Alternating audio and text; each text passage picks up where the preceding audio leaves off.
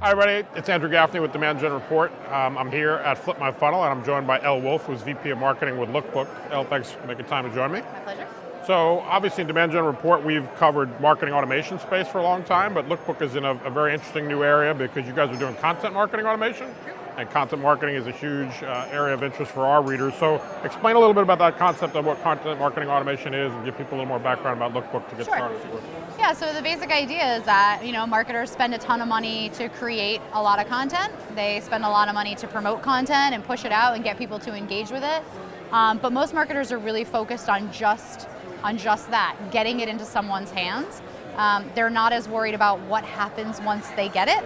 So we're really focused on the experience that someone has with the content, once they get there, trying to keep them engaged, packaging up sequences of content to make it really easy for a buyer to find all the information they need, do all the research they need to do to make a buying decision.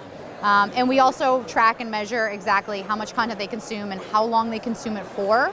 We tend to see that the intensity around content consumption is a real leading indicator of sales readiness. So knowing not just that someone clicked on your ad or downloaded the PDF or whatever it is, but that they spent 25 minutes and engaged with multiple assets, that really helps you to understand who's ready to buy. Right.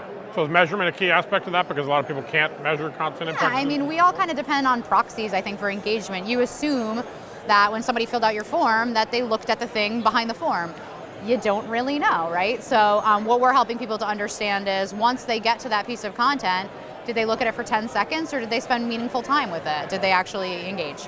And then ABM is the core theme here. You did a session where you were talking about sort of a different look at ABM, but how does all these worlds intersect, and how are you helping people address ABM? Yeah, everybody's talking about ABM. My session was about the other ABM, attention-based marketing. Again, focused on how do we sort of switch our focus from just capturing attention to keeping attention once we have it.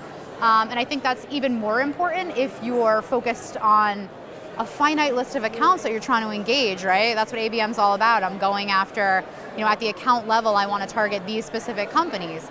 Well, you really need to understand how those companies are engaging, right? And the stakes are higher. You have a smaller pool. You're not just horizontally sort of targeting everyone.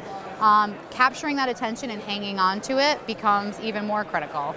So, I think our customers also see that one of the big challenges with ABM is like, how do you create the kind of micro-focused campaigns at scale that ABM requires? Like, I want to spin up a campaign specifically for these 3 accounts or this one vertical. A lot of marketers lack the resources to do that, and our platform makes it really easy to create really customized kind of content journeys and experiences that marketers can create in a fraction of the time. So you talked about sequencing earlier. Yeah. Talk to me a little bit about how that either differs from or complements the concept of nurturing. Well, it's kind of one and the same, I think. Sequencing is all about how do you move somebody from A to B? How do I get somebody who showed initial interest in this sort of high-level, pie-in-the-sky thought leadership kind of thing, and how do I move them closer to interest in the problem we solve, the product we sell, the value we deliver. And so I think that most nurturers try to move buyers through a sequence in that way. I'm actually in the process of rebuilding my nurtures, and I've structured them to align with popular dating sites.